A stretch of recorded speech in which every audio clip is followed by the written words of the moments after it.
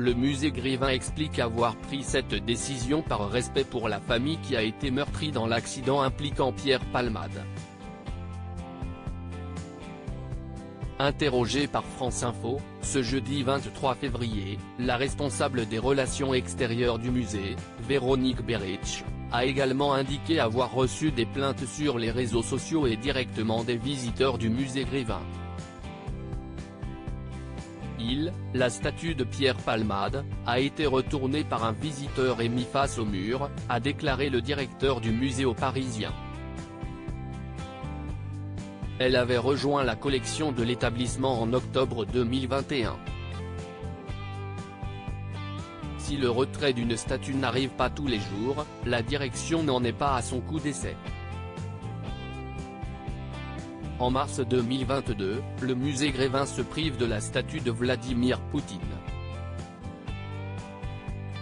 Le président russe venait d'annoncer l'invasion de l'Ukraine, quelques jours avant.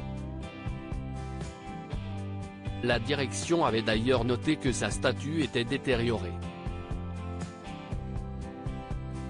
Il était pas mal dépeigné, un petit peu agressé, avait raconté le directeur, Yves Delmeau, à France Bleu. En avril 2021, l'établissement culturel avait pris les mêmes dispositions vis-à-vis de la statue de Donald Trump. Et pour cause, l'établissement avait dû lui refaire plusieurs fois ses narines car les visiteurs y mettaient leurs doigts pour faire des selfies.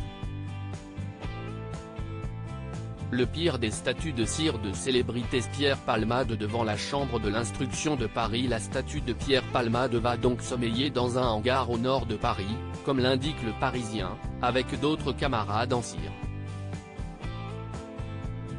Quant au vrai Pierre Palmade, il est convoqué, ce vendredi 24 février, devant la chambre de l'instruction de Paris concernant son placement en détention provisoire.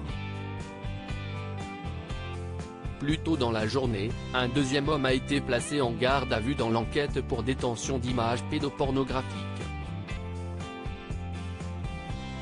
Article écrit en collaboration avec 6 médias. Crédit photo, Coadic Guirec.